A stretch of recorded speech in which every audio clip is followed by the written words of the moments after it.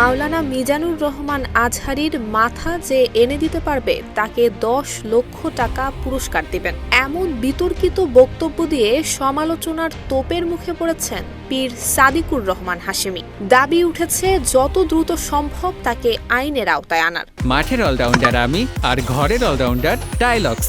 টাইলক্স toilet cleaner, clean মানেই Tylox. Sadiqur Rahman Hashemi বলেন, আমরা কঠিন সময় পার করছি।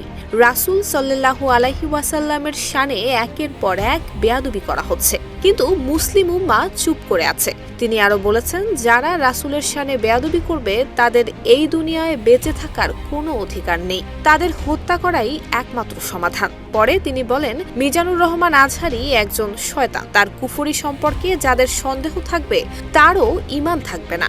আমি ঘোষণা করছি তার মাথার বিনিময়ে ১০ লক্ষ টাকা পুরস্কার দেয়া হবে। কেউ যদি তাকে ৩ টুকরো করে দিতে পারে তাকেও একই পুরস্কার দেয়া হবে। তার এই বিতর্কিত বক্তব্যের পর আলোচনা সমালোচনা তুঙ্গে।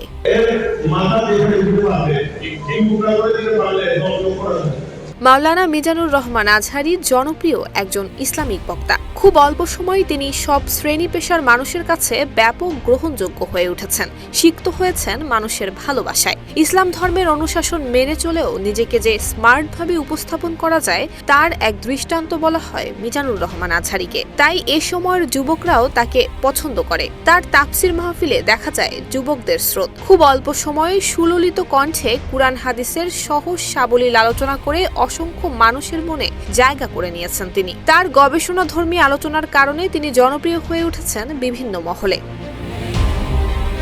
৫ বছর পর আবারও বাংলাদেশের মাহফিলের মঞ্চে ফিরছেন মিজানুর রহমান আজহারী। আগে ২০২০ সালের শুরুতে মাহফিল বন্ধ রেখে মালয়েশিয়ায় পাড়ি জমান এই ইসলামী আলোচক ২০২০ সালের ২৯ জানুয়ারি নিজের ফেসবুক আইডিতে তিনি লেখেন, পারিপার্শ্বিক কারণে এবং গবেষণার জন্য আগামী মার্চ পর্যন্ত সব ওয়াজ মাহফিল বন্ধ রেখে মালয়েশিয়া যাচ্ছেন। ২০২০ সালে দেশ ছাড়ার পর গত ৪ বছর আর দেশে ফেরেননি তিনি। গত ৫ আগস্ট শেখ হাসিনা সরকারের পতন ঘটলে ২ অক্টোবর দেশে ফেরেন মিজানুর রহমান আজহারী। ১ সপ্তাহ দেশে থেকে আবারও পাড়ি জমান মালয়েশিয়ায়।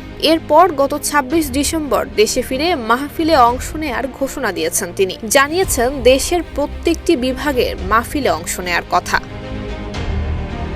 নুসরাত জাহান মেহেক, ঢাকা পোস্ট।